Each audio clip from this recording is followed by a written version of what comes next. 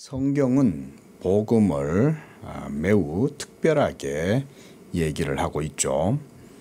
대부분 사람들은 복음을 소위 우리가 복음주의적인, 좀 어떻게 말하면 좀 인간 편애적인 또는 인간 중심적인 또는 인간에게 실용적인 그런 차원에서 복음을 많이 이야기하지만, 사실은 성경을 바르고 깊이 있게 보면 성경이 그렇게 말하지 않는다는 사실을 누구라도 분명하게 알 수가 있습니다.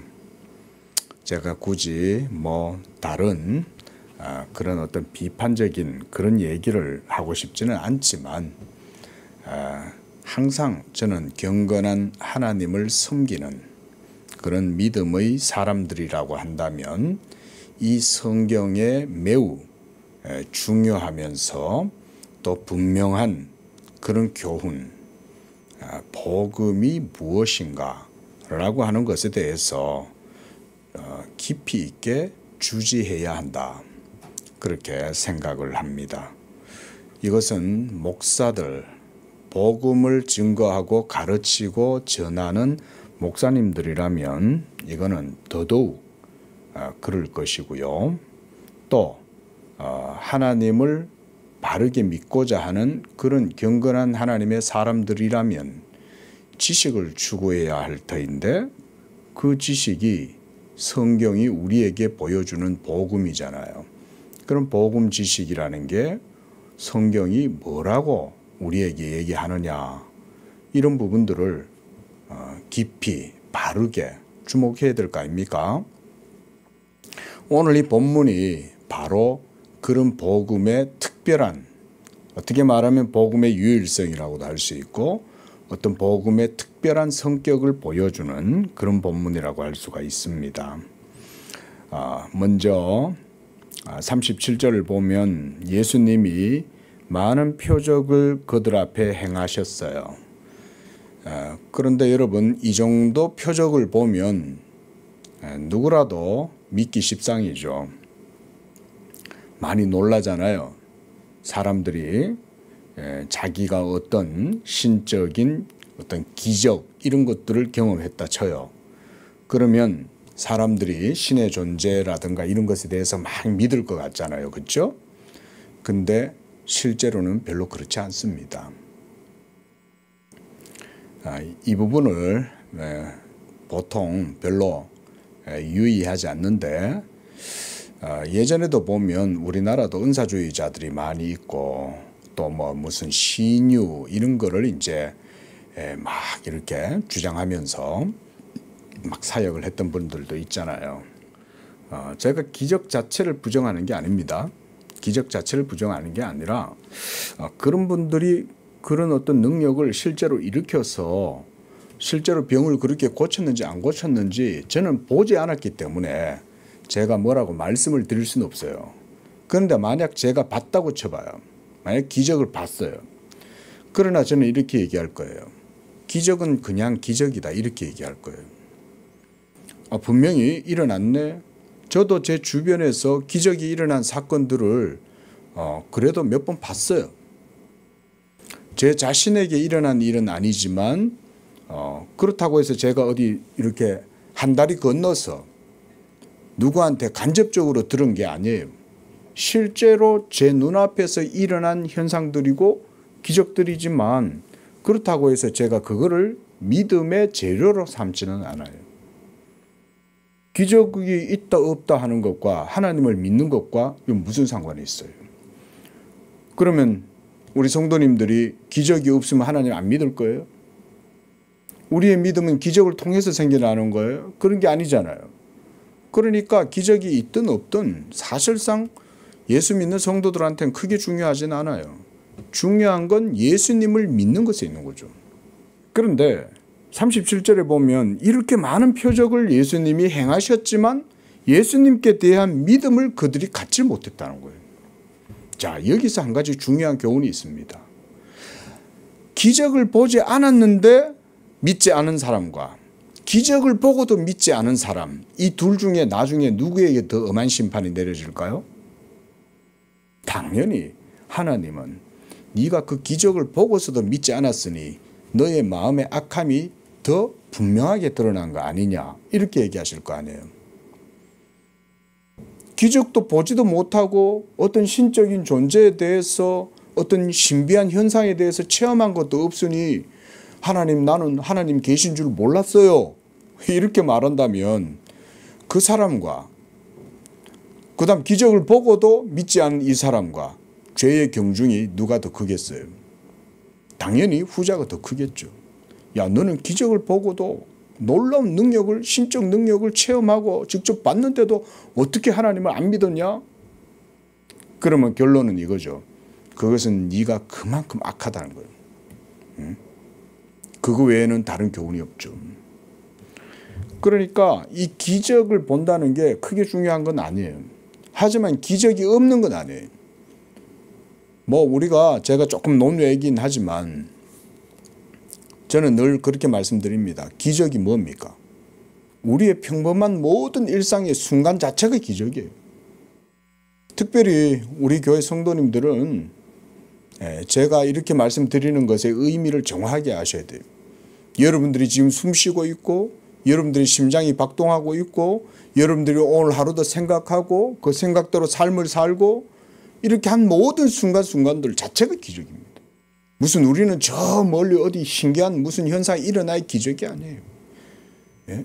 내 지금 이 순간 바로 지금 이 자체가 기적인 거예요. 기적이 아닌 게 없어요. 그렇게 보면 모든 게 다 기적이에요. 그래서 믿음으로 하나님께서 모든 세계를 말씀으로 창조하신 것을 우리가 아나니 그랬잖아요. 이 모든 세계가 지금 이 상태로 있는 것 자체가 하나님의 말씀의 능력이 지금 역사하고 있는 거예요. 저는 이렇게 성경의 내용을 보편적으로 이해합니다. 기적이 아닌 게 어디 있어요? 다 기적이죠.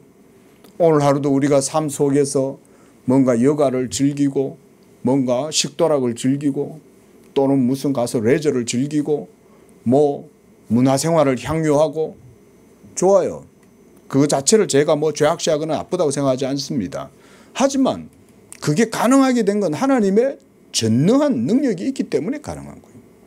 그런데 하나님을 깊이 믿는다고 하는 분들조차도 그것에 대해서 그렇게 생각합니까? 그냥 그런 일상적인 것들은 다 그냥 자연적으로 그냥 원래 그런 거야. 그런 건 그냥 내추럴한 거야. 이렇게 생각한다 이거죠. 사실 그렇지 않습니다. 우리의 머리털 하나까지도 다 세시는 하나님은 우리의 숨 쉬고 앉고 일어서는 것조차도 멀리서도 다 아신다고 그랬어요. 성경은. 그 말은 무슨 얘기예요? 우리의 작은 순간 하나조차도 하나님 앞에는 하나님이 그것을 모르시거나 그것을 벗어나거나 그렇게 하는 게 없다는 거예요. 그러니까 사실은 기적은 모든 순간이 기적이에요. 그렇게 아셔야 돼요. 이게 저는 성경적으로 바른 고백이라고 봐요. 그런데 그런 어떤 일상적인 노멀한 오디너리한 그런 상황을 벗어나서 뭔가 아주 극한 그리고 어떤 아주 엑스트라 오디너리한 비범한 이런 어떤 현상이 일어났어요. 그런데 그걸 보고도 예수를 믿지 않는다고 한번 생각해 보세요. 그 마음이 얼마나 악하냐 이거예요. 그래서 바로 이런 점에 대해서 선지자도 이미 얘기를 한 거예요. 어찌하여 그들이 이 기적을 보고도 믿지 아니하였느냐? 그걸 선지자는 이렇게 얘기하고 있어요. 38절 보실까요? 자, 주여 우리에게 들은 바를 누가 믿었으며 주의 팔이 누구에게 나타났나이까 하였더라.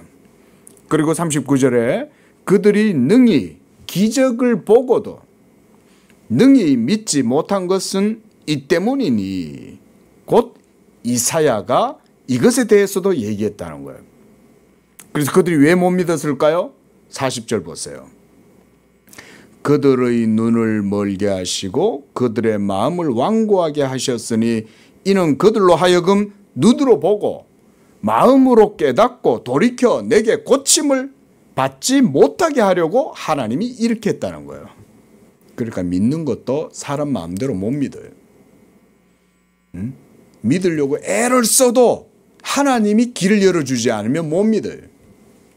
많은 사람이 넓은 길로 가고 좁은 길로 가기를 원치 않지만 어떤 사람들은 구원을 얻기 위해서 좁은 길로 가려고 애쓰는 사람들도 있죠. 가령 예를 들어서 티베트 공원 같은 데 가면 그런 사람들 있잖아요. 예?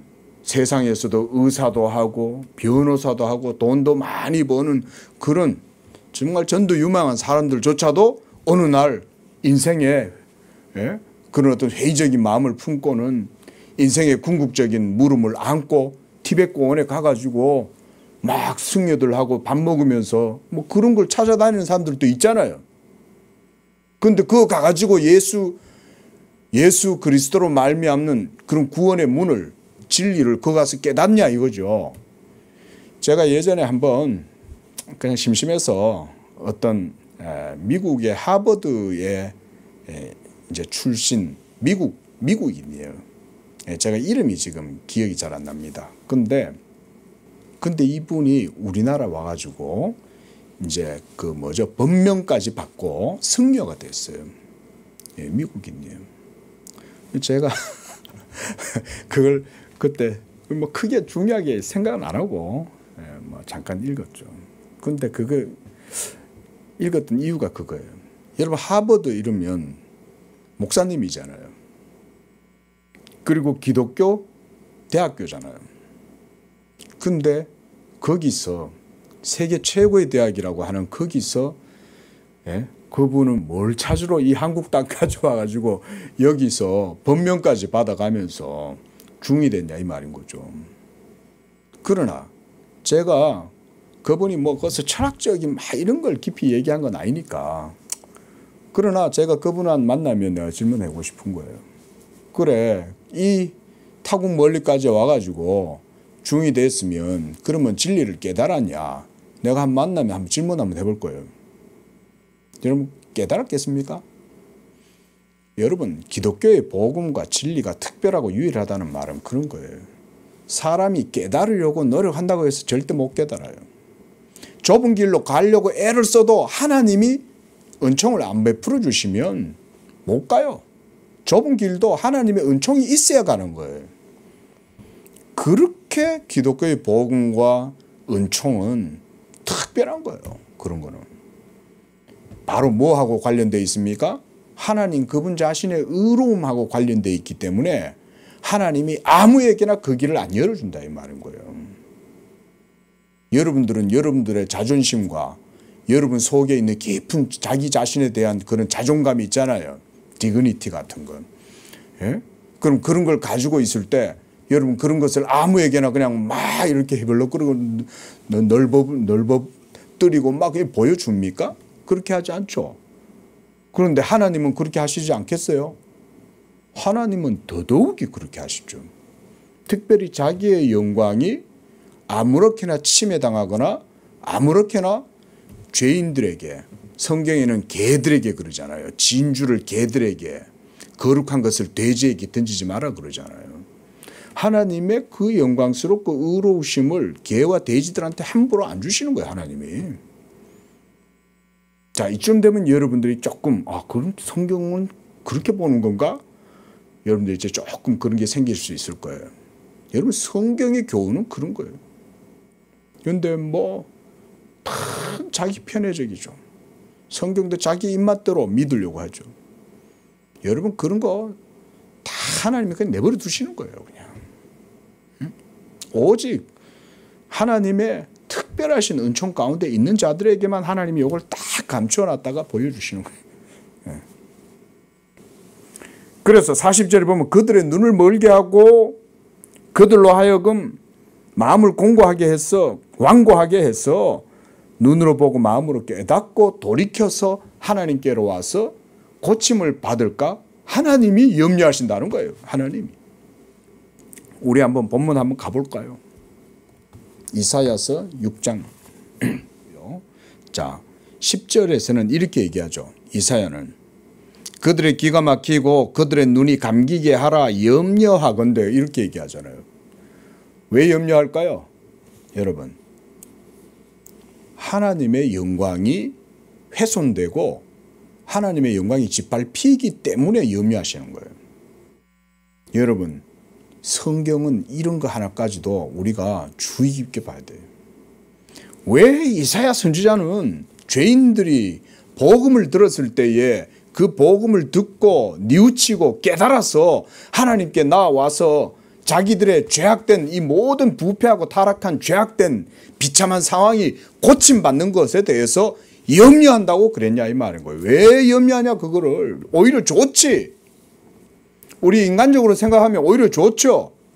우리 양재교회 와가지고 사람들이 연막 덤신덤신 넘치고 막 이래가지고 와 정말 야 양재교회에서 신앙생활 하니까 재미있네.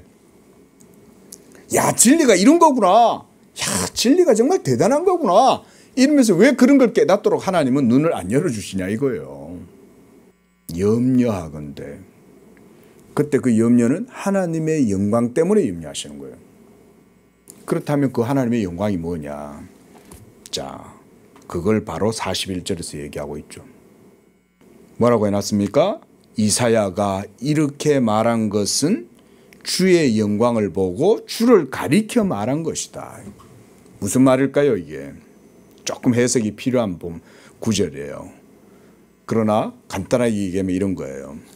그리스도 예수로 말미암아 하나님께 영광을 돌려야 하는데 이 믿음이 보편적으로 유니버셜하게 모든 사람들에게 다 개방되고 열리면 하나님의 영광이 침해되고 더럽혀지고 하나님의 영광이 드러나지 않는다 이런 얘기인 거예요. 그래서 주의 영광을 보고 그리스도의 영광을 보고 말한 것이다. 그리스도의 영광이라는 것은 하나님의 영광을 현시하는 거잖아요. 근데 그 하나님의 영광이 현시되어지는 것은 죄인들에게, 불의한 자들에게, 개들에게, 돼지들에게, 불경한 자들에게, 신성을 모독하고 하나님을 막 이렇게 비웃는 자들한테까지 막 하지 않아요. 그게 복음이에요. 이제 조금 감이 오십니까? 복음주의자들? 복음주의적, 인간 편애적, 인간 중심적, 인간의 실용성을 위한 그런 가짜 복음들? 다 그런 거 앞에서, 이런 말씀들 앞에서 전부 다 깨지죠. 성경이 그것에 대해서 타협합니까? 타협하지 않아요, 성경은. 그래서 지금 우리가 하고 있는 이 칼빈의 기독교 강요에서 지금 예정론을 지금 계속 보고 있는 거죠. 이 24장까지. 근데 제가 앞서서도 이 앞에서도 진작 여러 번 얘기했잖아요. 여러분 예정론 교리가 주는 교훈과 유익은 복음의 영광을 더 드러내는 거예요. 주 예수의 영광을 더 드러내는 거예요. 이것은 하나님께서 이렇게 하시는 거예요. 그래서 누구라도 이 구원의 길에 하나님의 섭리와 특별하신 은총 가운데 있지 아니하면 그것은 누구에게도 개방되거나 허락함이 없어요. 이런 게 진짜 구원이죠. 근데 오늘 어때요? 내가 믿으면 천국 가고 내가 믿으면 하나님 응답해 줘야 되고 내가 믿으면 하나님도 내 마음대로 해야 되고 그러니까 어떤 정신 나간 목사도 아니죠. 뭐라 그래요? 하나님 나한테 까부면 죽어 이런 소리를 할 정도로 미친 자가 있는 거죠. 개죠 개. 돼지죠. 그런 걸 성경은 개와 돼지라고 그래요. 그러니까 이런 복음에 대한 성경적인 이해가 없으니까 그거 잘못해도 그게 잘못했다고 말도 못하고 다들 그렇게 신앙생활 하다가 천국 가려고 그러는 거지. 그럼 하나님이 그런 식으로 생각하고 있는 자들한테 천국을 열어주고 싶겠어요? 여러분들은 여러분들의 얼굴에 침을 뱉고 여러분들의 인격을 비하하고 여러분들의 부모들을 막 조롱하고 이렇게 한 사람을 갖다가 여러분들은 막 호의를 베풀어 줄 거예요? 제발 복음주의적인, 인간 편애적인, 인간 중심적인 그런 비성경적인 그런 것에서 빨리 벗어났어요. 그래서 주 예수의 이름을 부르세요. 주 예수의 이름을. 내가 모든 인간 중심적인 이런 것들을 하나님 앞에 다 던집니다. 오직 예수 믿는 믿음만 내가 바라보고 예수 외에는 내가 이 시대에 구원자가 없습니다. 예수여 나를 불쌍히 여기소서. 티벳 공원 가지 말고 교회 들어오는 것조차도 황송해가지고 교회 바깥에서라도 엎드려가지고 눈물을 흘리면서 예수의 이름을 부르짖어도 구원받을까 말까 거예요. 그런데 뭐 이렇게 전부 다 진리가 저는 최소한 그런 건 가지고 있어요. 그 진리에 대해서 타협하지 마세요. 절대. 마지막에 구원받는 게 중요한 거지. 내가 진리하고 타협해가지고 우리 교회가 부흥했다. 그 사람들이 많이 끌어모였다. 그래가지고는 뭐 어쩌자는 거예요. 그래. 그래가지고 마지막에 나도 천국 못 가고 여기 와 있는 사람들도 천국 못 가고 그러면 세상 말로 말짱 도루묵이지. 뭐 때문에 그러고 있는 거예요. 뭐 때문에 목사를 하고 있고 뭐 때문에 목회를 하고 있는 거예요. 그냥 세상 나가서 그냥 살면 되지. 응? 아니 뭔들 못 해먹고 살겠어요. 하려면 뭐든 하면 되지. 제발 좀 그랬으면 좋겠다. 자, 한번 봅시다. 12절입니다. 779쪽. 유기된 자들이 멸망에 이르게끔 예정된 것은 하나님의 탓이 아니다. 하나님이 택함받은 자들을 향한 자기의 부르심의 효과적인 작용으로서 자기의 영원한 계획에 의해서 그들에게 부여하기로 지정했던 구원을 완성하시는 것과 마찬가지로 이제 버림받은 자들이죠. 유기된 자들에 대해서도 자기의 심판으로서 그들을 향한 자기의 계획을 수행하신다. 그렇다면 하나님이 자기의 진노의 도구들과 자기의 엄정함의 사례들로 삼으시려고 삶의 능력과 죽음의 멸망을 겪도록 창조하신 자들에게는 무슨 일이 일어나겠는가? 여러분 지금 우리가 방금 읽은 이 대목은 사실은 이거 엄청난 내용입니다. 그렇죠? 한 사람은 천국 가고 한 사람은 지옥 가는 거잖아요. 근데 그게 누구에 의해서 이루어진다는 거예요? 하나님이 그렇게 하신다는 거죠. 근데 이런 내용들의 텍스트를 읽어낼 수 있는 가동력이 왜 떨어진지 아세요, 여러분? 천국과 지옥에 대한 개념이 없기 때문에 그런 거예요. 하나님이 실제로 저 지옥 가기 마땅한 자들을 내버려 두심으로 저들이 지옥 갈 불나방처럼 저러고 있다. 이런 생각을 못하기 때문에 이런 텍스트가 별로 의미 있게 안 다가오는 거예요. 그런데 천국과 지옥만 생각해도 이 정도 텍스트가 눈에 들어와요. 근데 오늘날 우리가 너무 좋은 세상에 살고 있는 거예요. 너무 좋은 세상. 지옥을 생각할 필요가 없을 정도가 된 거예요. 응? 지옥이 어디 있을까? 천국이라고 어디 있겠냐? 여기가 이래 살다가 그냥 죽으면 끝인 거지. 뭐 죽게 되면 죽는 거고 그런 거지. 대부분 다 이런 식으로 사는 거 아니에요? 근데 지옥이 있다는 생각 안 하고 살잖아요. 그리고 우리가 살아가고 있는 이 세상이 아무리 아름답고 황홀하고 좋을지라도 천국은 이런 것과 비교할 수 없는 거죠. 근데 그런 것을 묵상을 못하고 그런 내세에 대한 묵상을 못하니까 이런 말씀들이 요즘은 읽히지도 않고 읽어도 뭔 말인지도 모르겠고 또 읽어보면 이게 자기 기분에도 안 맞지. 아이 하나님이 뭔데 말이야 우리 사람을 함부로 지옥에 던진다는 거야. 도리어 이런 식이지. 심지어 교회 다니는 사람들조차도. 안 그래요? 제가 만약에 어떤 큰 교회 가가지고 한번 이 예정된 설교를 한번 이렇게 했다 쳐봐요.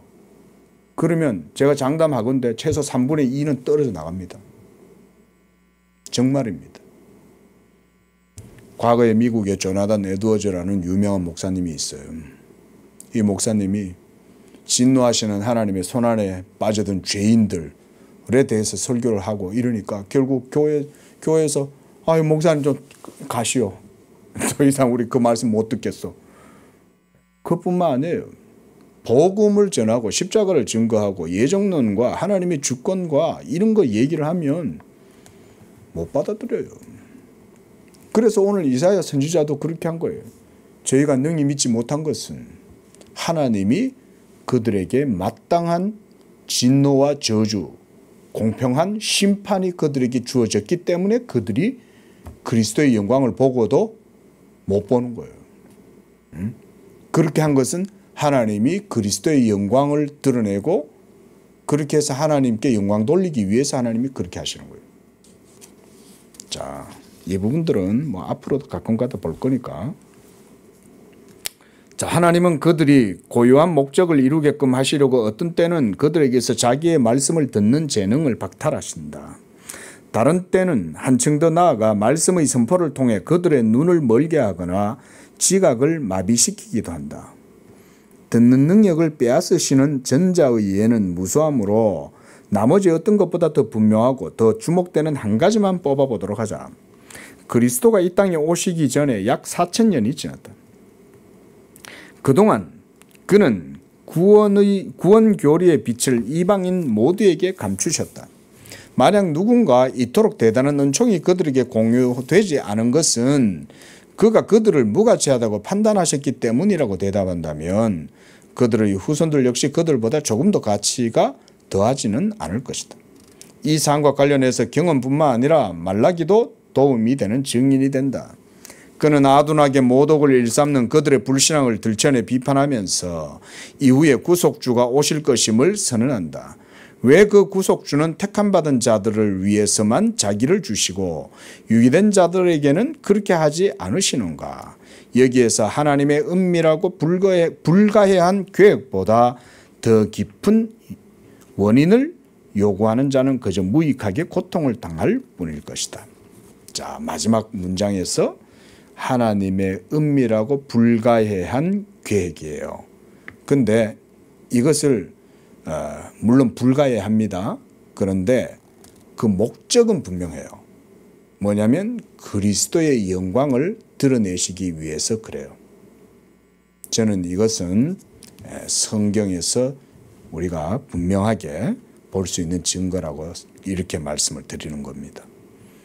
하나님이 그리스도에게 만물을 다스리는 권세를 주시고 이 그리스도의 영광을 모든 이름 위에 가장 높은 이름이 되고 그래서 그 앞에 모든 무릎이 꿇고 그의 발에 입맞추게 하실 때에 이 그리스도의 영광을 이와 같이 성취되고 이와 같이 드러나게 해서 현시되게 하시는 거예요. 그래서 이게 드러나게 될 때 지혜로운 자들의 지혜가 있다고 하고 존귀하다고 하고 이런 모든 자들을 하나님이 무력하게 하고 미련하게 해버리는 거예요. 그리스도의 영광이 나타나면 그 앞에 모든 것들이 다 깨어지고 무너지는 거예요.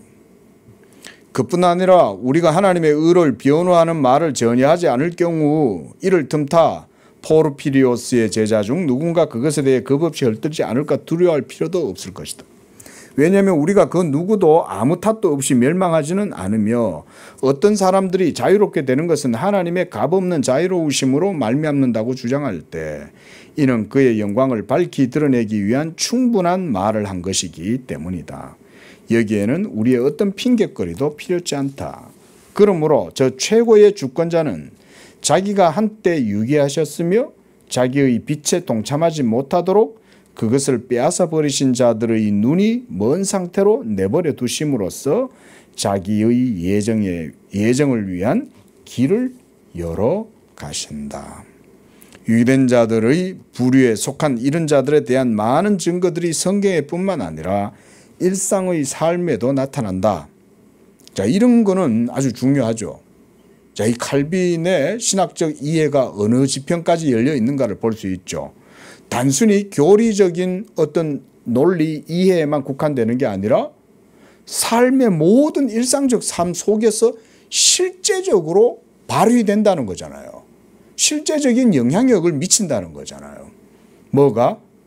하나님의 예정하시고 택하시고 버리시는 이 이중 예정의 섭리가 우리의 실상 삶 속에 이루어진다 이런 얘기잖아요. 저는 이런 부분들이 아주 중요하다고 봐요. 칼빈이 대단한 게 어떤 거냐면 아주 실천성과 실제성이 크다는 거예요. 그러니까 한마디로 사변이 아니라는 거예요. 사변. 관념이 아니라는 거예요. 그냥 아이디어란 차원에서만 머물러 있는 게 아니라 삶 속에 실제적으로 효력을 모습을 드러내고 실제적으로 그 효과들이 드러나는 거예요. 이런 관점을 가지고 있다는 거죠. 말하자면 거의 동일한 말씀이 100명에게 전해졌다. 근데 그 중에 20명만 그것을 받아들이고 즉각적인 믿음의 순종에 이르는 반면 나머지는 대수롭지 않게 여기거나 비웃거나 배척하거나 혐오한다. 자, 이 이제 현상이 드러난 거죠. 근데 복음을 전한 거예요. 복음을 전했더니 이런 두 가지 종류의 현상이 드러난 거예요. 어떤 사람은 받아들이는데 어떤 사람은 배척하고 혐오하고 비웃고 조롱한다 이 말인 거죠. 만약 누군가 이러한 다양성이 그들의 악의와 사악함으로부터 비롯된 것이라고 대답한다면 나는 이를 여전히 만족스럽게 여기지 않을 것이다. 그러면 그거보다 더 큰 원인이 있다 이거죠. 그죠? 그러니까 복음을 전했는데도 복음을 듣지도 않고 비웃고 조롱하고 멸시하고 도리어 박해하고 만약 이렇게 한다 쳐요. 그러면 그들의 악의와 사악함 그 자체 때문에 그렇다라고만 볼 수 없다 이 말인 거예요. 그럼 뭐가 있을까 봅시다. 그래서 칼빈은 먼저 이렇게 말하죠. 왜냐하면 택함 받은 자들의 천성도 그들과 똑같기 때문에 그렇다 이 말이죠. 자, 예수 믿는 사람이나 예수 안 믿는 사람들이 둘 다 하나님 앞에서 모두가 다 진노의 자녀였죠. 우리가 이건 지난주에 봤어요. 그렇죠? 그들 속에는 뭔가 천성적으로 어떤 믿음의 씨가 있었다. 이런 건 아니다는 거죠. 그들한테는 그런 씨가 없어. 둘 다 똑같아. 선택의 씨앗이 있었기 때문에 그 사람은 예수 믿게 된 거야. 이런 논리는 그래서 잘못됐다는 거예요. 둘 다 똑같아요. 둘 다 모두 아담 안에서 사망 가운데 있는 우리는 진노의 자녀죠. 그래서 칼빈이 예수 믿는 자나 불신자 이 둘 모두 동일한 상태이고 동일한 조건이다. 그렇게 얘기한 거죠. 그래서 뭐 믿는 자 안에 무슨 씨가 있어가지고 이 선택의 씨가 작용해서 이 사람들은 복음을 들었을 때 그 복음에 반응하고 그래서 그 씨 때문에 그들은 하나님 앞에서 선을 행하고 이러는 거 아니냐라고 하는 주장을 그래서 칼빈이 정면으로 이걸 반박한 거죠. 이런 거 없다는 거죠. 둘 다 똑같아 이 말인 거예요. 이건 이제 우리가 지난주에 본 겁니다. 그러면 천성도 하나님이 자기의 선하심으로 고쳐주시지 않으신다면 동일한 악의로 가득 차 있기 때문이다. 똑같다는 거죠. 이 두 사람은. 그러므로 누가 너를 남달리 구별하였느냐라는 바울의 질문은 마음에 떠올리지 않는다면 항상 혼돈을 겪게 될 것이다. 그래서 밑에서 두 번째, 어떤 사람들이 다른 사람들보다 더 뛰어난 것은 그들 자신의 능력이 아니라 오직 하나님의 은혜 때문이었다. 자, 하나님의 씨 때문에 작용해서 그가 예수를 믿게 된 게 아니라 하나님의 은혜가 주어졌기 때문에 그런 거예요. 그걸 이렇게 이제 표현을 하고 있는 거죠. 자, 13절도 보겠습니다. 자, 유기된 자들에게는 천국의 비밀을 아는 것이 허락되지 않았다. 그렇다면 왜 하나님은 이 사람들에게만 은혜를 부여하시고 다른 사람들은 제외시키는가? 전자들, 즉 하나님의 택하심을 입은 자들입니다. 그들에 대해서 누가는 그들이 영생을 주시기로 작정된 자들이라는 점을 들고 있다. 또 후자들, 그들에 대해서는 우리는 그들이 능력받게 될 진노의 그릇이라는 사실 외에 다른 의견을 개진할 수 있겠는가? 자, 여러분, 제가 이건 지금 이 시간에도 여러분들에게 동일하게 그대로 지금 즉시 증명할 수 있어요. 자, 이런 얘기예요. 우리는 지금 여기 와서 하나님을 예배하고 말씀을 듣고 믿고 하나님을 예배하고 이렇게 나아가기를 원하잖아요. 그런데 지금 이 순간 보세요. 지금 이 순간 이 세상에 수많은 곳곳에서 자칭 예수라 하다거나 자칭 성령이라 하고 자칭 자기가 하나님 아버지라고 말하고 이런 사람들 얼마나 많아요. 문선명, 이만희, 이재록이, 정명석이, 박태선이, 이 보세요. 여러분, 이 세상에 멸망받기로 예비된 자들이 많이 있어요. 박태선이는 처음에는 열심히 예수 잘 믿는 것 같다가 나중에는 결국은 지옥의 자식이 된 거죠. 여러분, 이런 게 제가 지금 엉뚱한 이상한 무슨 사변 얘기하고 있습니까? 현실적인 얘기죠. 현실적인 얘기.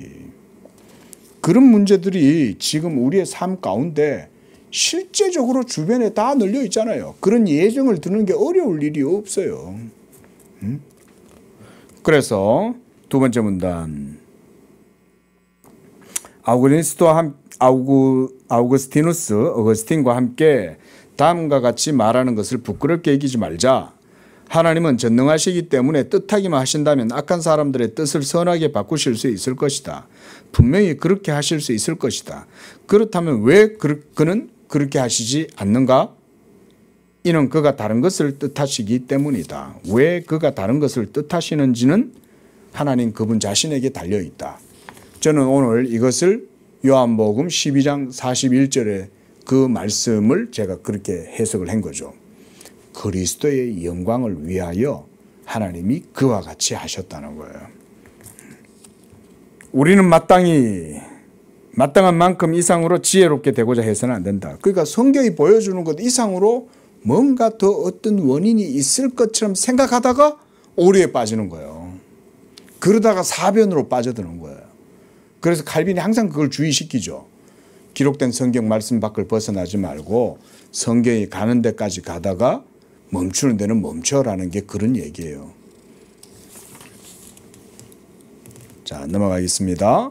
그래서 782쪽. 자, 둘째 줄. 그렇기 때문에 심지어 경건한 자들에게뿐 아니라 하나님을 두려워하는 자들에게도 성령의 특별한 자극이 여전히 필요한 것이다. 자, 넘어가고요. 고문단 제일 끝에 보면 누구에게든지 경건의 진보는 성령의 은밀한 사역이라는 사실을 가르친다. 자, 그 다음 넘어가겠습니다. 그 밑에 문단.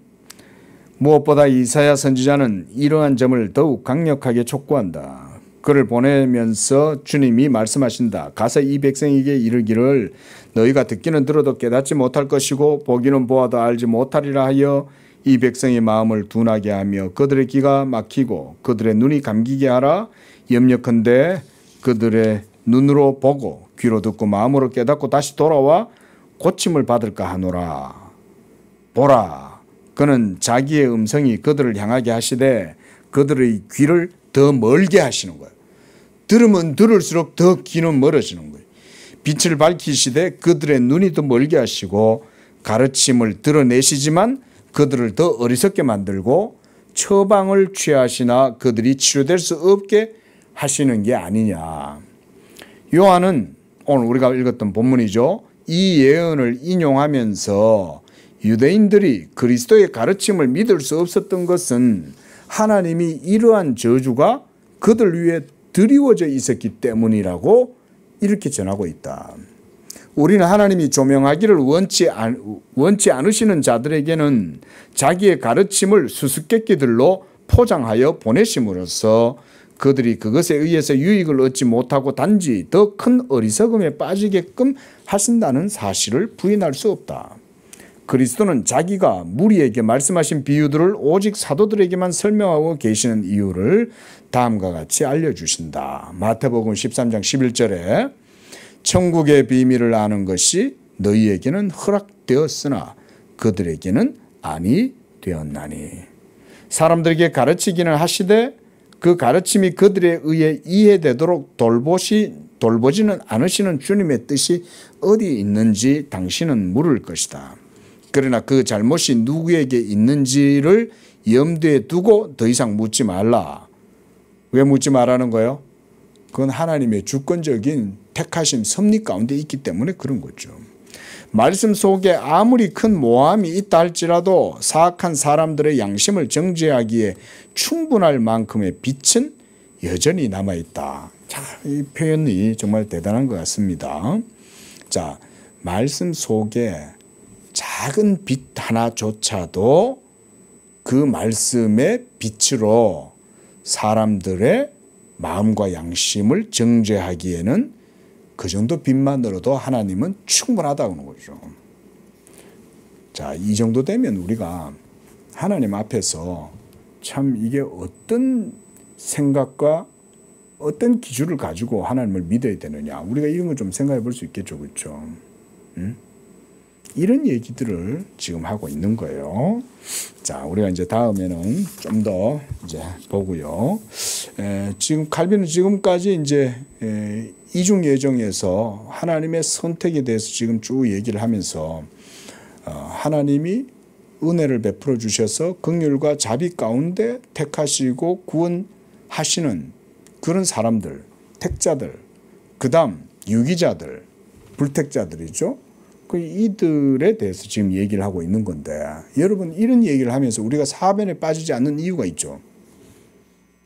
하나님이 그렇게 하실 때 그 하나님의 주권적 섭리와 목적이 그리스도의 영광을 드러내는 데 있다는 것을 일단 우리가 염두에 두어야 됩니다.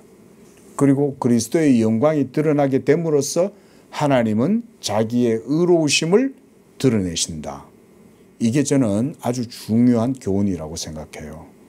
이 부분을 여러분들도 예수 믿는 믿음으로 깊이 주목하지 않으면 이러한 예정 교리들을 우리가 읽어 나아가도 사변에 빠지거나 때로는 우리 마음이 더 악해져요. 자, 보세요.